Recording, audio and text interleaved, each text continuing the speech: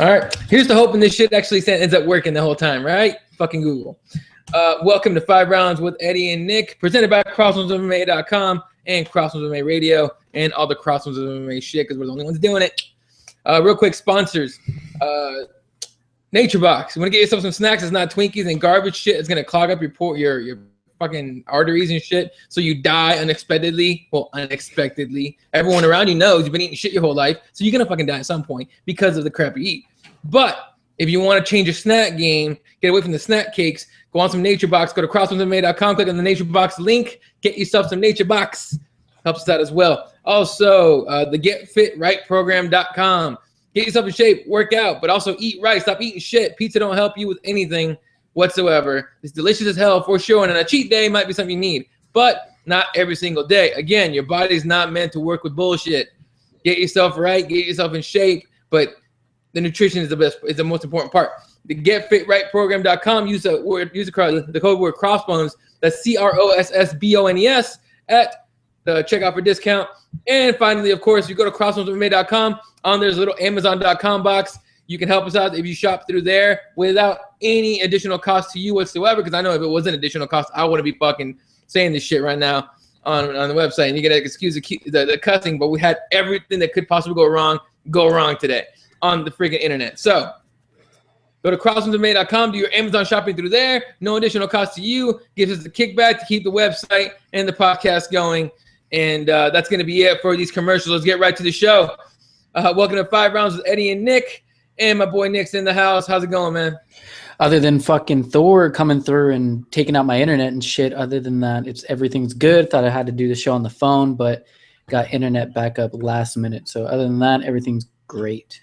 That's the one thing about humans. We always find a way to do some shit, especially if it's bad. Somehow we find a way to do some dumb shit, you know? But let's kick the show off right away, get right into it with what happened this last weekend. UFC on Fox 15 from New Jersey. I'm going to pull up the card so we can talk about the results. But while that's deciding – oh, here we go. I thought I was going to say while it decides whether it's going to work or not, it is going to work. So headline by Lyoto Machida against Luke Rockhold. It's you know, a lot of people are saying that the winner of this fight will most likely get a crack at the winner of Weidman versus Vitor Belfort, especially after Yoel Romero dropped out of his fight with Jacare Souza. Once that happened, Souza got kind of screwed. But let's talk about the entire card here. Got kicked off on UFC Fight Pass prelims. Eddie Gordon against Chris Dempsey. Dempsey wins by decision. Pretty close fight. Did you get to watch it? Yeah, no, it was a very good fight. Really, really close fight. I wanted Eddie to pull it out. I like Eddie Gordon. He's a monster in his division, but Chris Dempsey showed up to fight, and it was such a good fight for an early Fight Pass card or fight. So it was really good. I really enjoyed it. Yeah, and for those that are wondering what the honking is in the background, I don't know if you guys can hear it or not. I live next to a high school, and high school parents are cunts. So they come pick up their little brat shit kids, and they decide they're going to honk right next to my street. So, Nick, while you talk about Diego Brandao against Jimmy Hetz and why that fight was stopped, I'm going to close my window. All right. Well, Diego Brandao versus Jimmy Hetz was a very good fight. I expected Diego Brandao to do what he did, and he did it in the last couple seconds of the first round. Diego Brandao just totally demolished Jimmy Hetz. And then it was stopped by doctor stoppage. I believe it was his ear, right? It was his ear that ended up being cut open because of his cauliflower ear. Very unfortunate for Jimmy, but Diego Brandao showed why he's a force to be reckoned with. And I don't like that he's in these Fight Pass prelim cards. He should be up there. He's a dynamic fighter. He's very strong, very powerful. I'd like to see him in the prelim fights, but it sucks Jimmy Hetz. Everyone needs to take care of their cauliflower ear properly. That's my thing. It's just a blood clot basically in your ear. You get it drained, and then you don't have this problem of get it split open during a fight. It's not the first time we've seen it happen. But other than that, Diego Brandao doing what he does best and getting a nice decisive win. Yeah, absolutely. And that's the thing. A lot of people want to they're very proud of the cauliflower ear, and that's great. It's a little badge of honor and whatnot. But then shit like this can happen. I mean, stuff like this can happen to where it's really, really easy to bust your ear open and end a fight, unfortunately. And that, no one's gonna look at Diego Brandao's record and be like, oh, he won by TK, because he cut, Het's ear. They're gonna say that the dude got knocked out or TKO'd. So That's the unfortunate thing about the casual fan looking at records. They're never going to find out that it was a medical stoppage, really. But regardless, big win for Diego Brandao. And I agree, he definitely should be at least on the regular prelims, at least. On a Brazil card, maybe like a Fight Pass card or a free Fox card or whatever, or FS1 card, he would definitely be in the main card because he's an attraction for the Brazilians. But moving on here, Tim Means submits George Sullivan in the 3rd round. Tim Means has got to fight against Matt Brown. That was just confirmed, I believe, yesterday. So, look, big performance by Tim Means, big win for Tim Means, and now he gets Matt Brown. How excited are you for that fight? I'm excited for that because I like Matt Brown. I like Tim Means. He's very underrated. His submission game is very underrated. He's a good all-around fighter. He's very good, and I like the win that he did against George Sullivan this week. And I'm very excited because if he can beat Matt Brown, that shoots him right up in the top of the rankings. So let's see how entertaining that fight's going to be because it's going to be a very entertaining fight. I think so as well. Tim Means and Matt Brown. I mean, we didn't get Matt Brown, Nate Diaz, unfortunately, and that would have been a hell of a fight. But we get Tim Means and Matt Brown, 2 scrapper dudes. I don't know. Anything can happen in this fight. I hope it's going to be a main card fight at least. I think Tim Means has proven himself better than the Fight Pass prelims already. Anyway, moving on to the Fox prelims. Aljamain Sterling submits Takeya Mizugaki. Nobody was surprised. At least I wasn't surprised. I was surprised that it got ended by submission. What do you think of this fight? Yeah, I was surprised it got ended by submission. Mizugaki's he's an okay fighter, but Sterling's a monster, and I thought he was gonna either take him out by strikes or knock him out. But it was a very entertaining fight overall. Sterling showed why he's a good fighter and why he's here in the UFC. Exactly, and I'm a big fan of Sterling. I'm hoping he gets a better opponent next time. I mean, look at those striking numbers alone. 32 significant strikes out of 54, 60 strikes total to Mizugaki. Just couldn't get anywhere near him, and 3 takedowns for Aljamain. It's the dude's just ready for I think for a top 15, top 10 guy. Mm-hmm. But it's to be seen. We'll find out, see what he does. But I think he's got a lot of potential, and hopefully he gets that chance to live up to it. After that, Corey Anderson gets his teeth shoved right through his freaking lip against Gian Villante, who knocks him out. That was a weird one because he hurts him. Corey Anderson goes face first into the cage, and then he gets hit by a couple shots from behind before the ref stops it. And then, of course, Corey Anderson tweeting out and putting on Instagram the pictures of his jacked up lip and them having to fix his teeth. I mean, damn, that was gross. But it was a crazy stoppage win by Villante, or TKO win by Villante.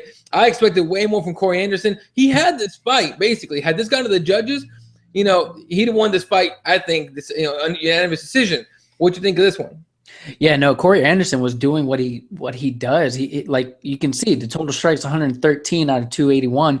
He was doing work. He was putting in a lot of work, but he got caught, and that's what I love about MMA. Like it can happen anytime, anywhere. You can get caught. You can be losing the fight and get subbed. You can get losing the fight and get knocked out, and that's what happened. And it sucks to be Corey Anderson right now because now he has to probably get some braces and some teeth work done just so he can have his fucking smile back. But other than that, Villante, good job getting that lucky punch in and knocking out Corey Anderson. Yeah, and look, big win for Villante, a guy that a lot of people don't really give enough credit, and but a big win against Corey Anderson. The next fight I thought was a huge win for OSP, knocking out Patrick Cummins in the first round. I thought Patrick Cummins was for sure going to take him down and hump him to a unanimous decision, maybe even TKO him in the third. Ovin St. Preux shows that he's got that beastly striking of his, knocks out Patrick Cummins. And I think gets himself right up there for at least the beginning of talks to fight for a contender spot somewhere in the near future. If he keeps he keeps beating top 205 talent, because I think Patrick Cummins is a top guy at 205, at least one of them. But what do you think of this fight?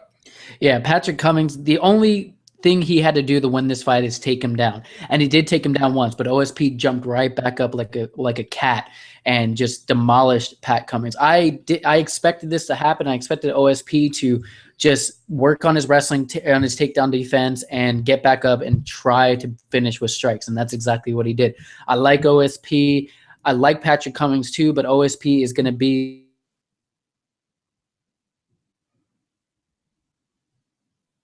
And Nick Pilecki gets frozen out by the internet once again. He'll be back in a second, ladies and gentlemen. But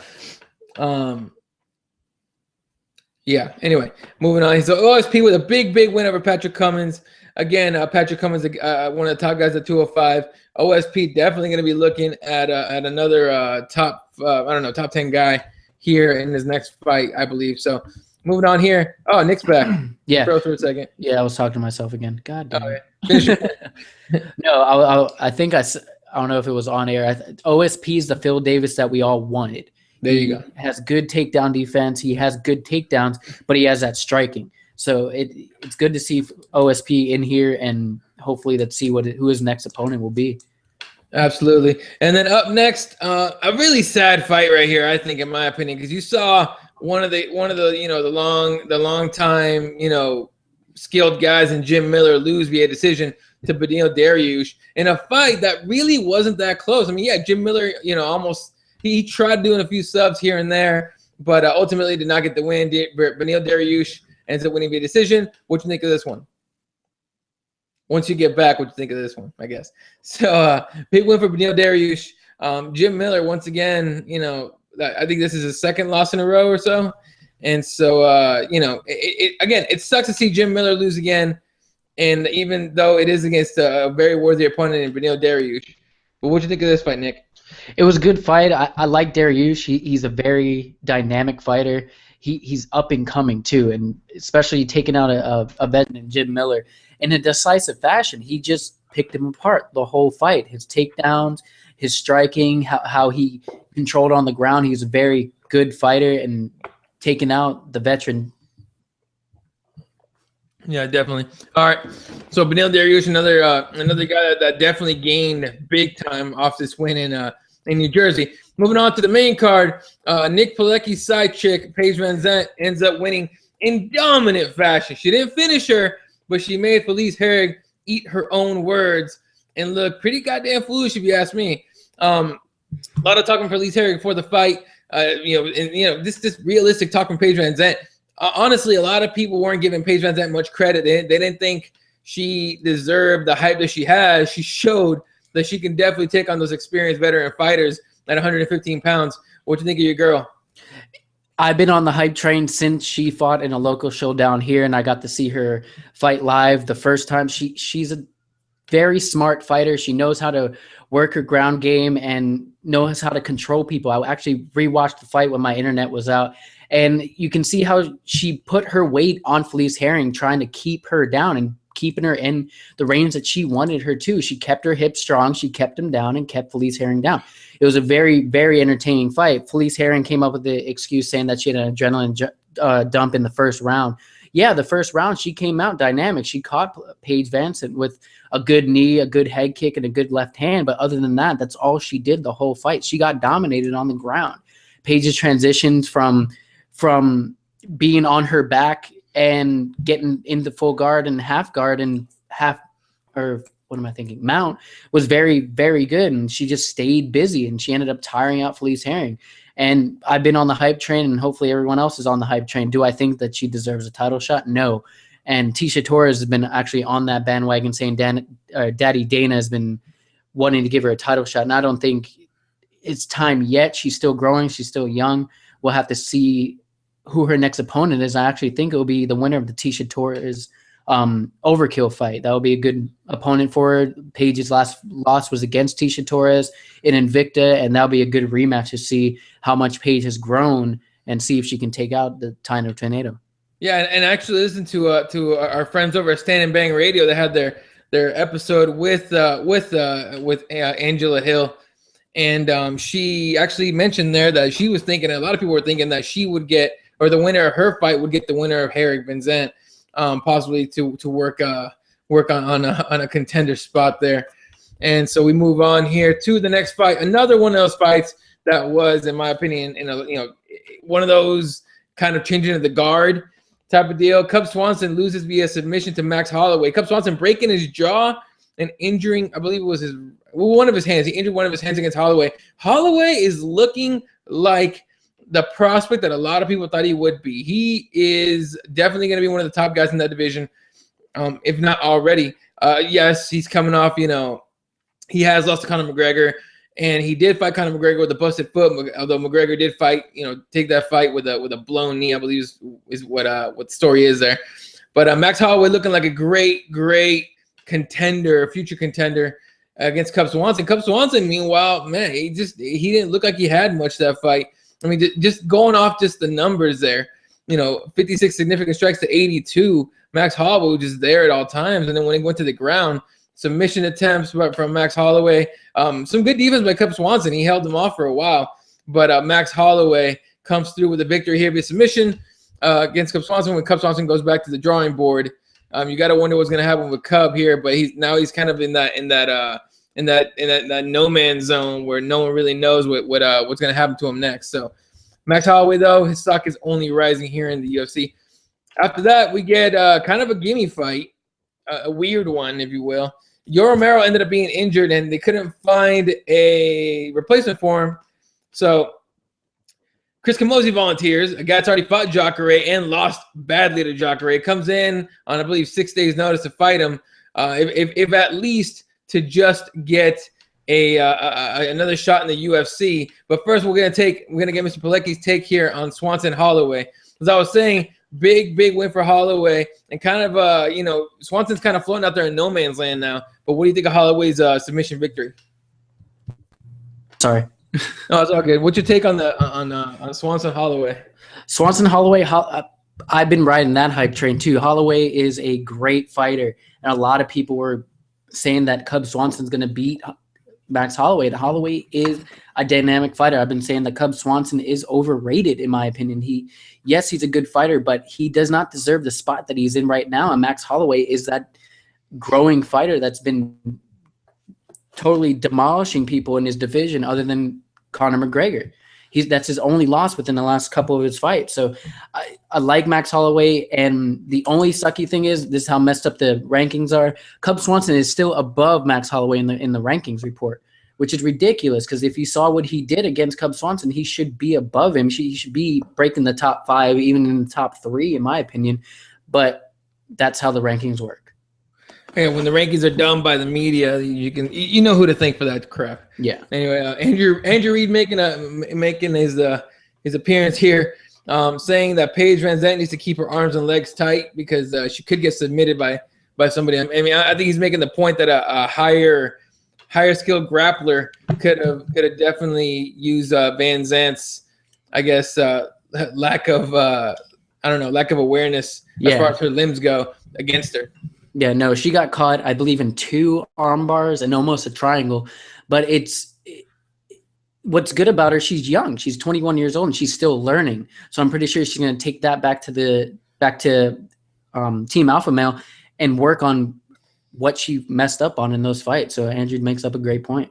Yeah, because I think anybody higher ranked is going to be much, is going to be able to finish those arm bars and those triangles. So that's one of the things Paige has to work on. So yeah, we talk about Swanson Holloway. Let's talk about Jacare Souza against Chris Camozzi. Again, Camozzi comes in on 6 days' notice, like I said, if at least just to get back in the UFC, taking a shot at the big on the big stage. Jacare did what it was very, very expected. In fact, Camozzi tapped before the armbar was even set in. What did you think of this quote-unquote fight? Made me mad because Jacare's not going to get his title shot. He's fighting Chris Camozzi, someone that he already beat. And it sucks because in my opinion, he's a number 1 contender. I do like Rook Rockhold, which we'll get into in a minute, but I think he is the number 1 contender. He should be the one fighting Chris Weidman next, but it sucks that Chris Camozzi isn't the guy that was going to set him over the top to get that title shot. Yoel Romero was that guy. It was a different type of fight for him. Another striker, a strong striker in that aspect, and he didn't. He got Chris Camozzi on 6 days' notice, and like you said, Chris Camozzi tapped before the submission was already in effect. So, it sucks to be Jacare. We'll see what happens next. Maybe we'll get to see a fight between him and Rockhold for a title shot, depending on how the title fight goes. That's coming up of the card that we will not speak of. Other than that, he doesn't deserve the title shot right now. Yeah, definitely. The card we will not speak of has the title fight in there for this division. We'll just say that much so you can figure out which card it is. But yeah, I agree with you. Jacare getting skipped over again is unfortunate. But you're right. We need to see him against Yoel Romero or maybe even Luke Rockhold, even though I don't think that fight's going to happen. I think we're going to see Jacare against Yoel before we see Jacare in there. Although it'd be interesting if whatever happens in that title fight ends up warranting an immediate rematch. You never know with these title fights anyway. So everything's up in the air. So many freaking different factors that you never know what's actually going to happen. That takes us to the main event. Lyoto Machida against Luke Rockhold. And Luke Rockhold looking like a world beater, son. The Dragon comes in. Oh, man, it was weird. It was like Luke, first of all, Luke comes into the Karate Kid song, which is awesome, okay? And then Lyoto matches it, or he might even best it a little bit by coming out to Jump Around, which to me is one of my favorite songs. So I was like, oh, dude, I don't know. Damn, I don't know who's going to win this. But clearly Luke Rockhold takes Lyoto Machida out. In fact, he struck him so bad at the end of that first round. Lyoto had a hard time getting back to his to his corner. His corners had to help him walk back to the stool. And it all comes from that big elbow that most of the internet was crying like little, I'm not going to say little girls. The guy hit him in the back of the head. He hit the Dragon in the back of the head. And, of course, I spread the replay all over the place saying, look, it's in the side of the head, so shut the fuck up. So big elbow from him, hurts Machida. Machida did not recover, could not recover. He almost gave up that submission. It almost seemed like, okay, I got nothing. Just finish me off here. In fact, Luke Rockhold ended up flattening him out at one point and on the ground. What does this tell you of Luke Rockhold and this and if he's ready for a title shot? Well, what does it tell you about Lyoto Machida? He gives up when he gets caught with a very powerful strike, and that's what happened to Lyoto Machida. I did not expect this to go this way. I expected Luke Rockhold to try to pressure Lyoto Machida and Lyoto Machida to be on the outside and counter striking. But what did we see? We saw Luke Rockhold demolish Lyoto Machida.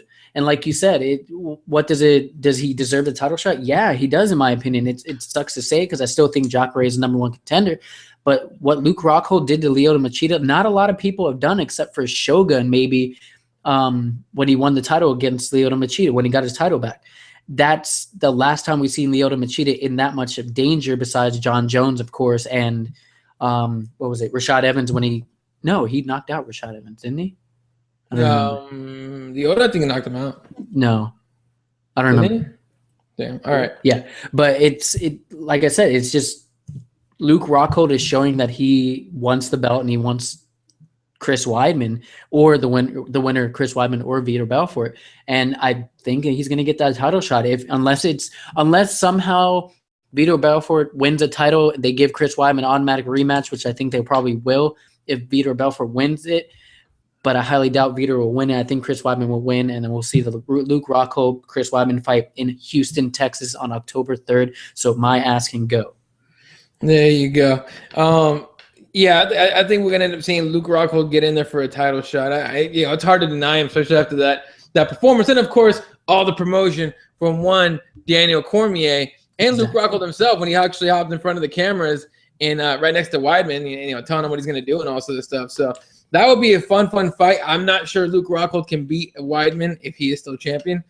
But I would be interested in seeing him against Belfort in a rematch to see if Belfort can pull that little spinning heel kick again and shit that he pulled last time. So definitely another fun event in my opinion after a lot of shit talk that Yoel Romero dropping out of there was going to make that card kind of crappy. I didn't believe it was going to be crappy at all, and I was very happy it was free because the next one is not free.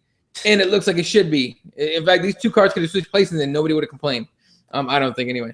So, but we'll talk about that in a second here. Let's move on here to talk about the UFC, UFC changing all the details on the Reebok deal. Have you read up on this at all? Yes. So Reebok is now paying the fighters, giving them their pay due to tenure. So what was it? Gleison Tibau is going to be the highest paid athlete in the UFC off of Reebok. Which, do you guys know who Gleison Tibau is? Do you guys care about his fights? No, you don't. But it's going to go by tenure now. And personally, I don't like it. I like it better than it being paid by the ranking system because the ranking system is complete crap, in my opinion. But do I like it better than that? Yes, I do like the 10-year system. I said it last night in Keyboard Warriors. I think it should be based on performance, just like a real job. You get a raise based on your performance. You get paid based on your performance. But we don't live in a perfect world. We live in Dana White world. So it's going to be 10-year, and Gleison Tebow is going to be the highest paid by Reebok next. Who's next? I think it's Josh Koscheck, Diego Sanchez, and then some others. Yeah, absolutely. And look, it makes a lot of changes, but first of all, the whole deal is garbage. It doesn't help the fighters at all, in my opinion, right? It might kind of help some of them because they had kind of crappy deals with some sponsors. There's a lot of really good sponsors out there, like Unique Kennels is a good sponsor. Tap Out's always been pretty good to fighters. Sponsors like that have been pretty good. But for example, Michael Bisping says that he's happy about the UFC, the Reebok deal, because it is going to eliminate scumbag sponsors, saying, quote, "I was happy when Dana called me and told me about the Reebok deal. I'm like, great, I'm sick of dealing with all these scumbag sponsors," end quote. He points out the obvious flaw in the system of media voted rankings, saying, quote, "No disrespect to the females who are just off the show or whatever, who have one fight in the UFC and they're ranked number 3 over a guy who's been ranked in the UFC for a while. Let's say a guy like Rampage, who was on UFC 186, he's got a huge name, but you've got a 115-pound woman that just come up, and she's going to get more from Reebok than a guy like Rampage," end quote. So really the UFC listened to a lot of guys over in the UFC and a lot of other opinions, and they had to change the system. It's still not perfect. It's never going to be perfect. I agree with you. It should be by performance. If you work hard and you do well and you win fights, you should get paid. It's just kind of what it is. Yeah. But at the same time, they need to change the way they pay these guys. It's I don't know. Most of the fighters in the UFC that aren't in the top 3, 4, in their ranked. In fact, top 3 or 4 ranked in the bigger divisions, because for sure the 115-pound women, the top 3 definitely have to have side jobs or other sponsors helping them with their expenses and stuff. But what are you going to say about that? Well, it kind of sucks for the 10-year thing, because look, you have these dynamic fighters like Paige VanZant, like Conor McGregor, like Max Holloway, that haven't been in the UFC that long. And if they didn't, unlike Conor McGregor and Paige VanZant, who already have signed with Reebok, what if they weren't signed by Reebok? Are they going to get paid because they're ranked? No, they would get paid because they only been in the UFC for less than a year or even a year. So I like the 10-year, but then again, I still think it should be performance. I like Michael Bisping's point, though, that you have a ranked 115-pound woman ranked at this high, and then you have Cain Velasquez, Anderson Silva, all these people that are ranked that high that would be getting paid the same amount as the person that's been in there for a year. I don't know. I still think it should be performance, but like you said, it's never going to be perfect. We're just going to have to deal with it and ignore the numbers and just wait for these uniforms to come out, which I'm actually kind of excited about in a way. I mean, everyone's going to kind of look the same except for different colors, maybe a couple of different design differences, but no one's going to care about the dudes. Everyone's going to want, all the girls are the ones that care about what the girls look like, as far as what they're wearing. It's like, oh, their outfit's different. That's great. Yeah, okay. That's that. Let's move on here. Talking about Rampage Jackson gets the injunction overturned. Am I wrong for not really caring too much about this? No, because this card that he's been on has been broken down already. It's not the card that you want to go order some pizza, order some wings, and watch at home and buy it on pay-per-view for $60, $70. It's not. He's not making the card stronger than it already is. Yeah, people on Twitter are already like, "Oh, I'm buying the card because of you, Rampage." Yeah, I'm buying the card. Yeah, well, he's now the superstar on the card, but you gotta.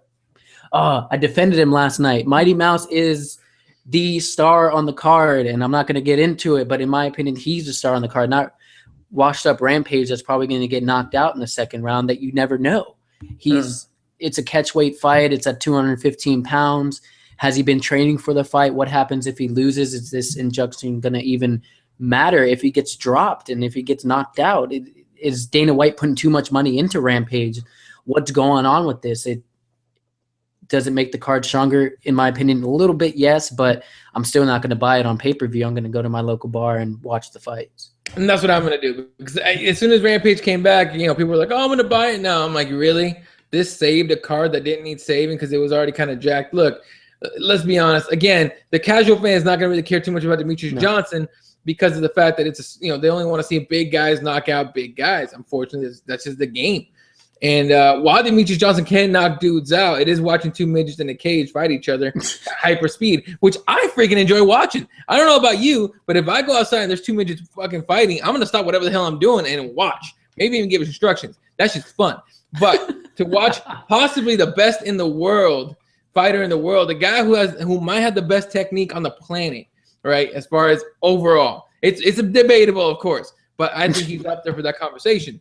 He should be the biggest draw on this card, and he's not, because Rampage Jackson is a bigger name because he's done crazier shit. So again, it's unfortunate that that's the case for him, but Rampage coming in is not saving this card. And speaking of UFC 186, we're going to go ahead and talk about the card itself and make our picks for the main card as soon as Google decides they're going to accurate. Here we go. All right. So, of course, headline by one, Demetrius Johnson defending his belt against Kyoji Horiguchi. I'm surprised by the amount of people not picking the champion, but let's kick this off in the very beginning. We finally get to see Ronda Marcos back in the cage. Finally, big fan of this chick, especially after what she did on the show. Ronda Marcos taking on Aisling Daly, who always has a problem making weight. And if she doesn't make weight, I believe the weigh-ins are Friday. If she doesn't make weight on Friday, I will not be surprised whatsoever. And in fact, I think it warrants possibly cutting her from the UFC, especially if she loses. So let's go ahead and fuck it. Let's just pick every fight. Aisling Daly against Ronda Marcos. Who are you taking? I'm taking Ronda Marcos. She's a dynamic fighter. She's very strong. She's very smart in the cage too. If you saw her on her tough season, she was very smart with her fights and knew what her opponent was going to do and how she was going to do it, and knew how she was going to capitalize on it. And that's how she is. And I think Ronda Marcos is going to take this fight. I like Aisling Daly. She's very strong, though. She is an Ireland chick, but Ronda Marcos is going to take it. I agree with you. I take Ronda Marcos in this fight any day. And I want to see how she does. Once she gets past Daly, I want to see how she does making her way to a title shot, because I think she definitely will be deserving one in the next year or two. All right, after that, we can see Jessica Rakoczy against Valerie Letourneau. Who you got in this one? It's kind of a hard fight. Look, if you look at Jessica Rakoczy's record, it's 1-4, and she's in the UFC, and then her opponent is 6-3. It's a weird fight. It's weird to have Jessica Rakoczy in the UFC even with that record, but you know why she's in there? Because of the Ultimate Fighter. So I gotta go with Valerie on this one. Jessica Rakoczy, I think she's gonna end up going back either to Invicta or something like that. It's just she's not yet ready for the big leads in the UFC. And I would agree with that, again, just off her record alone. But you're right. Jessica's only in there because she's a UFC fighter, and they're giving her a chance to prove that she's worth keeping on the roster. But Letourneau is a bad chick. She won a split decision against Elizabeth Phillips. Her last time she fought, that was last year in June 2014. Before that, defeating Jordan Moore. And then her last loss was against Claudia Gadelha via split decision. So she's a girl that goes in there and at least makes the fight very, very interesting. I got Valerie in this one for sure. And the last fight on the five pass prelims, Chris Clements against Nordine Taleb. I'm not gonna lie, don't know a lot about either one of these cats. What do you think in this one? Chris Clements, I actually watched one of his older fights, and he's very good. He's very smart. He has some power in his hands, and I think I got to go with Chris Clements because I actually don't know that much about his opponent. Yeah, I got Chris Clements too on that one as well, just for the fact that I actually recognize that dude. But look, there's a reason they're on the Fight Pass prelims, all right? They got to get people to they got to get some kind of exposure. All right, moving on to Fox Sports 1 prelims. By the way, UFC Fight Pass prelims kick off 6:30 p.m. Eastern, 3:30 p.m. Pacific. Figure out where your time zone is at. Andrew Reid is definitely very good at that.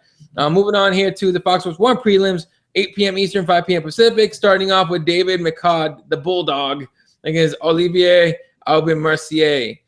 Both guys are actually really good. This is going to be a good fight. What do you think on this one?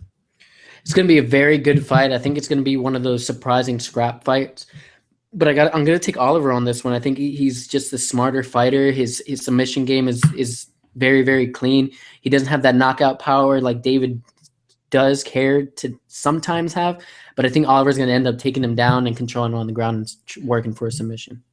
Man, I got David McCaw, dude, and just because, honestly, just because I think he fought in the Phoenix card if I can remember correctly. I believe he is an MMA lab, a local boy from Arizona, so I'm gonna take my MMA lab guys any day. But last time I saw him here, he actually put in a very good performance, so I'm gonna take him on that one. After that, another guy from Phoenix that fought in Phoenix, Brian Barberena taking on Chad Laprice. Who you got here? I'm gonna take Brian on this one. Brian, he's a very entertaining fighter in my opinion, and Chad, he's not that entertaining. I've seen a couple of his fights. Yeah, he's undefeated, but most of the fights have come by TKO, and then most of them have been decision. So it's kind of weird. He's a good fighter. I think he has a little bit more of growing to go. But I'm gonna take Brian on this one. Yeah, in fact, last time that and I'm taking Brian as well. Last time we saw Brian Barberena, also an MMA lab product, he defeated Joe Ellenberger via TKO, where he beat the shit out of Joe. So, in fact, in that fight, Joe's brother Jake was on his corner, obviously, and the Arizona Boxing Commission officials had to keep getting him to sit down because if he, you can't stand up if you're a corner and do anything. So they kept having to pull his shirt down to sit him down, which was infuriating Jake. But big performance from Brian Barberena there, and I'm gonna pick Brian as well on this in this fight. Next one, we get a fight here that I think it's a good fight for both girls. But Sarah Kaufman's running her mouth about how she wanted to fight Miesha Tate, but she couldn't get that fight. So she gets Alexis Davis, who's already fought for the title. Sarah Kaufman has not fought Ronda Rousey for the title. Who you have here? Sarah Kaufman against Alexis Davis. See, I forgot this fight card was on it, or this fight was on the card until this morning when I went back and reviewed the card. I'm liking Alexis Davis on it. I think she's hungry. She had her title shot. She didn't get what she wanted, and I think she wants to work towards that title shot again, which I know she won't get, but she wants it back, and she's ranked number 3 right now. She knows that she can work towards the top again, so I'm going to go with Alexis Davis on this one. I think she's going to end up submitting Sarah Kaufman late, probably in the 3rd round. I think this is going to be a close scrap here, and I think Sarah Kaufman she's going to go the way of Phil Davis. When Phil Davis was talking crap about John Jones, how he's going to come in and make him crumble like a cookie or whatever the hell he was saying. I think Sarah Kaufman talking about Miesha Tate, this is going to bite her in the ass, and she's looking, she's kind of looking past Alexis Davis, and Davis is going to come in and surprise her, maybe get a decision win. So I got Alexis Davis on this one as well. All right, moving on here to the featured prelim. Patrick Cote against Joe Riggs, looking like he's 200 years old. Who do you have in this one? Well, we have someone that lost to Anderson Silva and someone that looks like he's 112 years old. It's I don't know. This fight's weird. Why is this fight happening? Is it just because they're well-named people? Is it because it's a veteran in Joe Riggs looking 75 years old, and he's actually, I think he's like 30-something years old? Yeah, he's in his 30s. He's not old. Yeah. But I'm going to go with Patrick Cote. I think he's a smarter fighter. I think Joe Riggs is past his time. I don't believe he should be in the UFC. He has been in Bellator. He has won a couple fights in Bellator. He's still a good fighter. But I think Patrick Cote is just a little bit more smarter in that opinion, and younger. And he has the cardio to go for it. So I'm going to go with Patrick Cote. Yeah, I'm taking Patrick Cote in this one as well. Joe Riggs is done, man. I don't know why he's still fighting. And look, it's not my job to tell a fighter when they're done. That fighter has to choose for themselves, obviously, or have Dana White tell them for him. But Joe Riggs, I don't think he's a UFC talent. I think he's way past his prime. I think he'd be better off over in Bellator. But since he has to fight, I think Patrick Cote is going to beat the living crap out of him, and Joe Riggs is not going to be able to do much about it. So I got Patrick Cote just based off ass whooping. All right, moving on to the main card here on pay-per-view. If you are so inclined to pay for that. Yves Jabon against Thomas Almeida. I like Almeida on this one. 18-0, great on the ground. Great on the ground, but even better on the feet. So I'm going to take Almeida here. Who you got? See, I'm torn through this one because I like Yves. He's a smart fighter, but I like Almeida. Almeida is a great fighter with his record 18-0. He's very dynamic. He's very smart, and he's very young for the sport. I'm going to go with Thomas on this one. I think he's just going to he's going to have the better cardio, and he's going to either take it to a decision or finish him like very, very late in the 2nd or maybe in the 3rd round.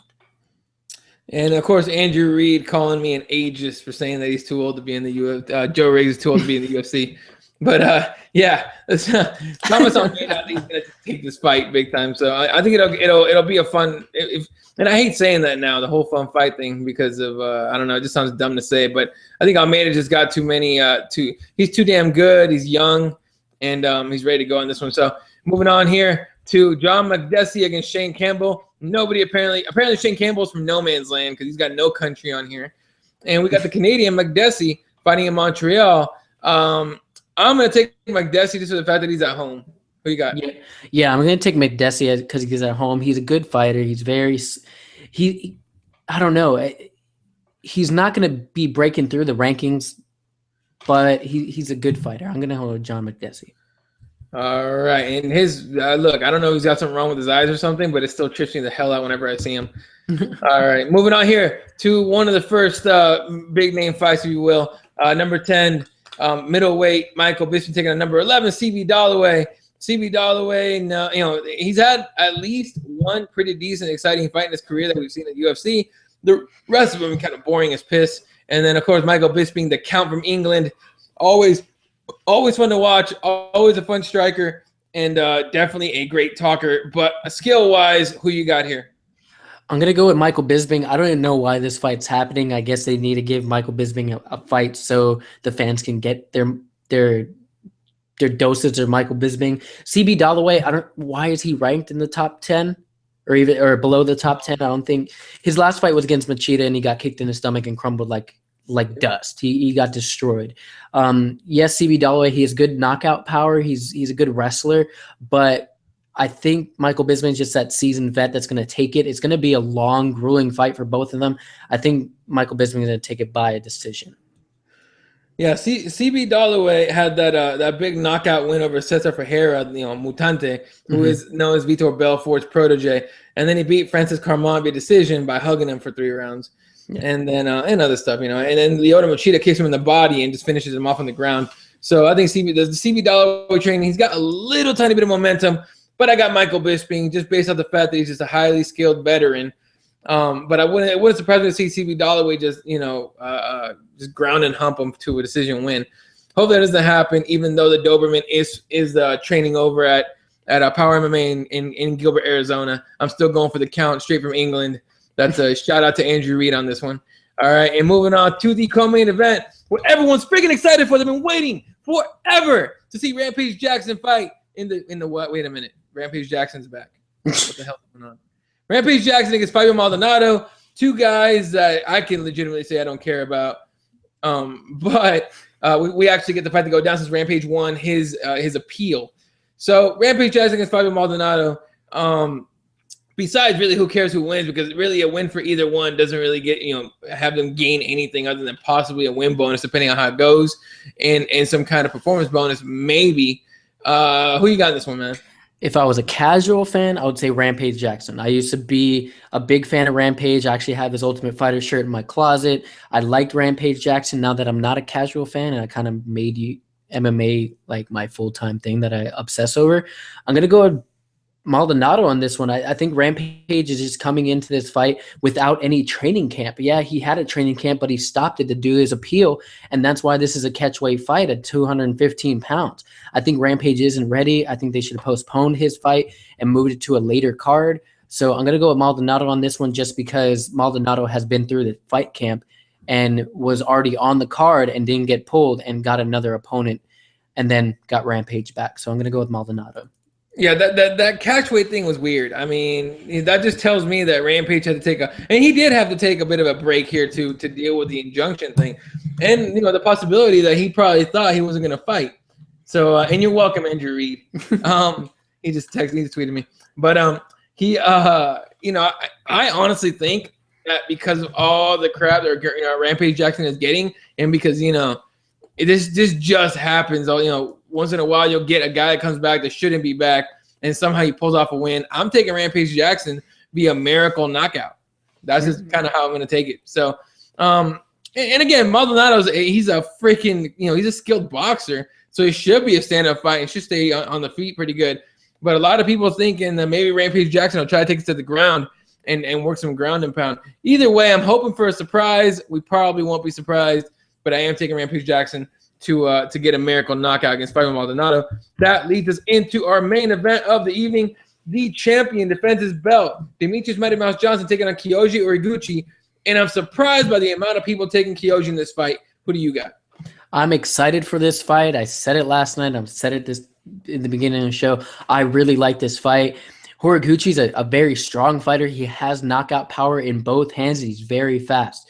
So is Mighty Mouse. Mighty Mouse is very fast. His takedowns, how he can drop down to one knee, grab a double leg, and take you down with a split second is very, very, very awesome in my opinion. And he has knockout power, and he has submission game. So I'm going to go with Mighty Mouse on this one because he's the champion. He's defended his belt 8 times. I can't say that Horiguchi is going to end up dropping Demetrius, but I don't know. It's going to be a very good fight, and I think this is going to be one of Mighty Mouse's toughest tests besides John Dotson because he's fighting a person that has knockout power and is going to go in trying to take his head off. But I think Mighty Mouse is too smart, and I think he's going to end up taking him down and ended up getting a TKO win against Horiguchi. Yeah, and here's the thing about Demetrius Johnson is that he knows he's very good at game planning. He's very good at figuring out how to beat guys. And, you know, if you watch the hype up video, whatever, the countdown to this, a little promo that Joe Rogan talks about, Horiguchi is reckless. And he's absolutely right. Horiguchi's reckless. And reckless against a guy like DJ is just begging to get finished. So, I think Horiguchi somehow, I think he's going to make it interesting for the first, round or two. And then I think Demetrius Johnson's, championship pedigree and experience is just going to take him to the win overall, possibly decision. I don't think he's going to finish Kyoji unless Kyoji gets super reckless and stupid and gets submitted or taken down and ground and pounded, TKO'd. But I'm definitely taking the champion Demetrius Johnson to win. But I would not be mad whatsoever if Horiguchi pulled up an upset and we get a new champion, because I don't like to have the same champion for 8 or 10 years. That shit is boring. But that is your UFC 186 card preview. All right. Anything else you want to talk about here? Because I'm blanking. Well, I just read this on ESPN, so it's apparently because I'm a fucking Anderson Silva fan. Excuse my language, but Anderson Silva is trying out for the Brazilian Taekwondo team for the Olympics. Do you care? No, no, I don't. Do I care? Here's the thing. I'll say why it's weird, because he's been accused and suspended for PED use in MMA. There's no way an Olympic committee doesn't see that and wonder if they want a guy who's been accused of cheating and it still keeps postponing his meeting, for his disciplinary meeting. He keeps postponing it even though he's already been suspended. He's basically guilty in the eyes of NSAC. It's very hard for me to imagine an Olympic committee doesn't see that or and say, yeah, I think we're going to skip on that negative ass attention. Although I will say this, if Anderson Silva gets on there, as much as I do not care, I'm going to watch, because Anderson Silva and the utmost respect I have for a man that's accomplished as much as he has in martial arts as a whole. But overall, it doesn't really matter. For him, it's kind of like I've always wanted to try this, and he's just gonna go try it. Good for him. Yeah, good for him. It's great. It's a nice story. It's cool. But I don't know, man. I really don't. It's all the same to me. What do you think? I'm kind of torn. Of course, because I'm a fan of Anderson Silva. I'm excited to see him in the Olympics, and I'll be going for Brazil. But I don't think he'll make it unless the Olympic Commission actually lets him compete. They test him like crazy, and then they let him compete. Yeah, okay, I'm excited for it, but I kind of want to see him back in the UFC. I don't want to see him doing these other things. After you retire from the UFC, yes, okay, let's see you in the Olympics. Let's see you do glory. Let's see you do some random stuff. But you're still in the UFC. Do your hearing, focus on that, and try to get your focus back into the UFC, because you've been saying that you want your belt back. Come back and try to get your belt back, and not doing it in a cheating, quote unquote, cheating way, because we don't know. But I don't know. I'm kind of torn with it. Of course, I'm going to watch it if he's in the Olympics, because I only watch the Olympics for swimming, gymnastics, because gymnastics is kind of cool, not the way you're thinking, and wrestling. So other than that, I guess I'll be watching Taekwondo. Honestly, for Olympics, I just watch basketball. What else in Olympics is there to fun? I can't watch boxing because it's point fighting. It's just boring. You might as well put Mayweather in there and just do that. But Andrew says the IOC, which is the International Olympic Committee, will never let him near the Olympics. I completely agree. I don't think they want that kind of that kind of not attention, but that kind of thing was like, oh look, they let a guy that's been accused and basically is waiting to get judged by the commission on PEDs. So it's to be seen. But how about this ridiculous story? Why it is a story, I don't know. GSP's manager coming out and saying that he knows for sure GSP wants to fight one more fight, but he's not saying that GSP told me, and it's not GSP coming out and saying I want to fight one more time. Is it just talk? Is it him trying to hype up his guy? GSP trying to keep him relevant. What do you think of this whole thing? I think it's him trying to keep GSP's name in all of our mouths and keep him on our minds and keep him still in there for, hey, he might come back. Hey, he's still a thing. I don't think he's going to come back for one fight. I think if he wanted to come back, he would have said it already, in my opinion. So it's George St. Pierre. It's just like Anderson Silva. Are we going to see him back? We might not. We might see him one more fight. But I doubt we'll see GSP back. In my opinion, he's too big to be in the UFC now. If he's put on a lot of pounds of muscle. If he does come back, he better not be welterweight. And he better stop taking what he is taking on the side, because I'm pretty sure he's taking some stuff on the side. Who knows, man? Protein, lots of it, stuff like that. You never know. I mean, look, he trains and he works out. It's kind of all he's got right now. Besides working out or besides movies and stuff like that. Also here, how about Dana White's criticism of AKA, saying that they're still from like a Stone Age kind of gym? Hey, look, if that's a Stone Age kind of gym, they have the heavyweight champion. They have a guy that's fought for 205 belt. They have a guy that's most likely going to fight with middleweight pretty soon. Mm-hmm. I think it's a pretty damn good Stone Age gym, don't you think? Yeah, and you can't call any gym a Stone Age gym. Each gym has their different ways of training their fighters. AKA puts them through sparring all the time. They put them through hard sparring. They put them through hard workouts. They put them through hard strength and conditioning. And then you have, let's say, Team Alpha Male that puts them through a lot of cardio stuff, a lot of just striking and takedowns and everything like that. It's just based on different gyms. And we're going to see that in the new Tough season coming up, the Black Zillions versus American Top Team. We're going to see how two different gyms train their fighters. It's just how the gyms work. It's just, in my opinion, it's just how AKA works. I like how they work. Like you said, they have the heavyweight champion. They had a person that contended for the light heavyweight champion who could possibly be the heavyweight champion if his teammate and best friend wasn't heavyweight champion. And then they have a middleweight contender. So it's just the way they do it, and whatever they're doing, I guess they're doing it right. It's just they train their fighters too hard. And then, a guy like Khabib Nurmagomedov going to your gym doesn't hurt your reputation whatsoever. Exactly. All right. And then moving on here, moving away from UFC for a quick second, Usman Parhaz against Jake Shields will headline World Series Fighting 22 in Las Vegas. So your boy's going to be trying to get credentials to that shit. If you hear me, World Series of Fighting. Usman Parhaz against Jake Shields, two guys that are jiu-jitsu dudes. Jake Shields, likes to call himself an American jiu-jitsu fighter. Usman Parhaz is a psycho jiu-jitsu fighter. If you had to pick who's going to win, who would you pick on this one? In jiu-jitsu, I like heel hooks. Of course, I'm going to go Paul Harris. That's what he does. He goes for heel hooks. You know it's coming. He's kind of like Ronda Rousey. But Ronda Rousey's been knocking people out now. You know that armbar is coming. You know that heel hook's coming. And you know he's going to lock it in. And once it's locked in, he's not letting go until the referee pries him off of you. So I'm going to go Paul Harris on that one. I like Jake Shields. Don't get me wrong. But we're going to see his ankle get torn off. And I have to agree with that. As much as I like Jake Shields, and I like Jake Shields a lot, but even people call him boring and whatnot. Dude's just a great ground fighter, So unfortunately, even though it makes me sound kind of a little bit like a hypocrite. Andrew Reed says of Anderson Silva, forget him ever getting into the Olympics. I'd agree with that. I really do. That hurts my feelings. Oh, whatever, dude. He's not a champion anymore. You can move on to the different bandwagon. Yeah, I know. I have. You already know I have. Yeah. Anyway, what? Before we drop off or did we forget Invictus on this Friday? I totally forgot about that. Invicta 12? Yeah. All right. Isn't it 24? You're right. It's this Friday. I just thought about that. I think it's, where are they doing? Is it Iowa or Idaho or something? I don't know. Let me find out. It's in Kansas City. Yeah. Oh, of course it's in Kansas City. By the way, Marina Shafir signed with Invicta FC. Marina Shafir, known as one Ronda Rousey's best friend. Let's pull up the card here. All right, Invicta FC is going down this Friday night. headlined by the strawweight title, Katja Kan. Holy shit, her last name's insane. Against Livia Renata Souza, who's undefeated at 7-0.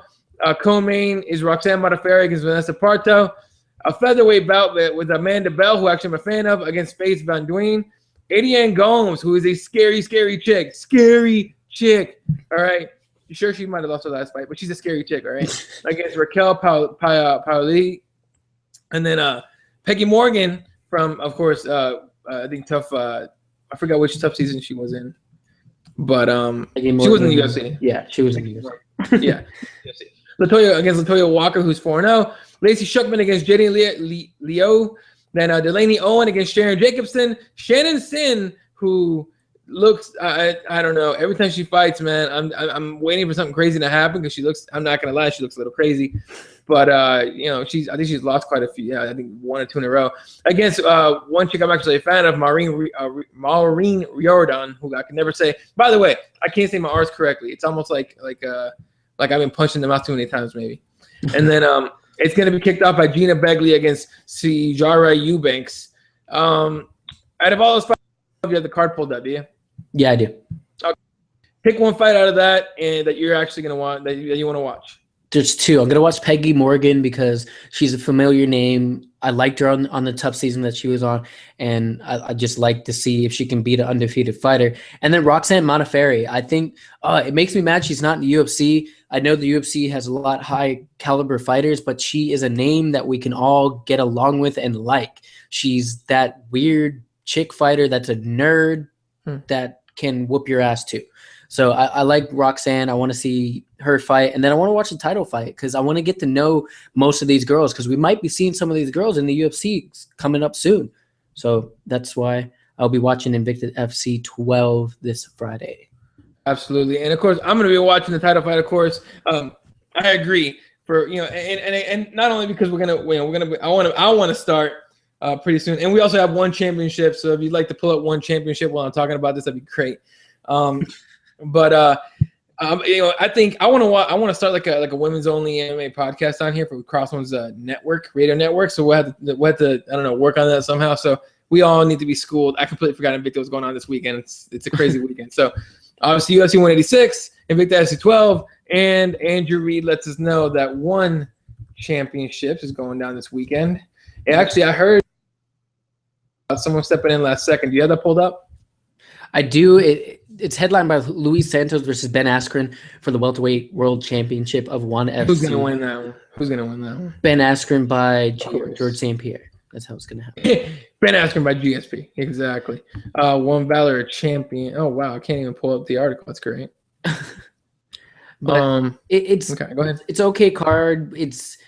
There's a lot of known names on there. If you're just a casual MMA fan, like most people are. I don't watch ONE FC that much, or one championship. I shouldn't say ONE FC anymore. There's one championship. I shouldn't be calling it, or shouldn't not be not watching this. I should be watching as much MMA as I can, but I usually stick to my Invicta, UFC, and Bellator sometimes. But one championship, they have Ben Askren as their champion. He's a well-known name. He's a fighter that's supposed to be in the UFC, quote unquote. But Dana White doesn't like lazy fighters, but he has Johnny Hendricks and he had George St. Pierre as a champion for years. So Ben Askren should be in the UFC, in my opinion. He is a good fighter. We're going to get an entertaining fight. If you like the George St. Pierre, Johnny Hendricks aspect fights, I kind of do in a certain way. I like to see the takedowns. I like to see the slams. Luis Santos is a Brazilian fighter. I'm always down with Brazilian fighters because they can come out and knock your head off out of nowhere or submit you out of nowhere. So I do like Brazilian fighters. Other than that, I think Ben Askren's going to win by George St. Pierre. Yeah, and if you're wondering if you can watch ONE FC, you can absolutely do it. It is on pay-per-view. Actually, if you see it up here, it's www.onefc.com/livestream. I forgot how much it costs. My only problem is at the time that it goes on live, it's kind of an inconvenience. But of course, it's an inconvenience for the rest of the world at what time the UFC goes on. So it's kind of a trade-off here. But one championship is definitely starting to step their game up. They have Rich Franklin as one of their guys that leading that organization. And I don't know much about Luis Santos, but he's taking on Ben Askren. Of course, anytime anyone talks about Ben Askren, it's about the fact that he thinks he's the best welterweight in the world, and he's not in the UFC because he talks too damn much about it. So Other fights on this card: Wang Yaowei against Tsunoto. I always like guys that have one name in their name because those are the scary motherfuckers on the planet. There's just one name, kind of like Nene used to be Nene Hilario in the NBA. Now he's just Nene. That's the kind of thing. I want one day to just be known as Eddie. That's it, just Eddie. No one else, no last name. And then Shannon Wiratachai against Amir Khan. Edward Kelly takes on Jimmy Yabo. Paul Chang takes on Igor Sabora. I like guys that are named Igor. That might be interesting. And then Brianata Rosadi against Eugene Tokero. Anat Pong against Bunrad. Anat Pong Bunrad against Gij. God damn, really last names? Eustachio? JJ Eustachio? Yeah. And then, of course, the co-main event of Casey Swear against Mark Stragel. All right. You know what? I know 2 languages, English and Spanish. I'm fluent in both. That's all I got, all right? I'm just saying. Anyway. But thanks for the heads up there, Andrew. I'm definitely going to have to try and keep up with 1FC on, I think it's that would make it Saturday morning for us, right? Yes. I think Saturday morning for us pretty early. Hell, if I wait, I always wake up early shit anyway, but if I'm up early enough, I might get the live stream and learn up on some one championships. All right. That's going to do it for us today on 5 Rounds with Eddie and Nick. You can follow Nick at NickXMiker on Twitter. Follow the page at CrossBonesMMA. You can follow me at Elaw31. Make sure you go to the fan page on Facebook. That's facebook.com/CrossBonesMMA. Give it a like. We always set up things to post on there every single day, so you get some different every single day on Facebook, and get away from the usual monotone crap of, oh, look at my puppy being cute and all this shit. Or my kids doing this and my kids doing that, and look at my food. I ate this plate. I always want to do this. I want to put like a picture of my food and then how it came out a few hours later, just to end that shit for people. All right, and like, this was my food 4 hours ago, and then this is it now. It's kind of gross, but still. All right, so that's it for today. Thank you, Nick, for joining me today. Again, this show is going to be once a week for the foreseeable future. We're going to be changing a few different things here and there. Come back tomorrow. I believe we are doing That Just Happened. Is that right? Yes. Last week, I had internet problems. As I talked earlier, we were having a little storm down here in South Texas, so I had no power. But we will be recovering UFC 58, 53. Yep, 58. I think is the one we had Mike. We were talking about Mike Swick being on there and all that. Yeah. So we'll be covering that tomorrow around 7:00. Right, exactly. That's 5 p.m. Pacific, 8 p.m. Eastern. Tune in live for that. In fact, hell, watch the card yourself on UFC Fight Pass if you'd like, and we can go back and forth on Twitter. Fuck it. Yep. Fun. So thanks for joining in today. For Nick, for myself, and everyone at CrossBonesMMA.com, thanks for watching. We'll check you guys out next week. And tomorrow. Fuck it, because tomorrow's tomorrow.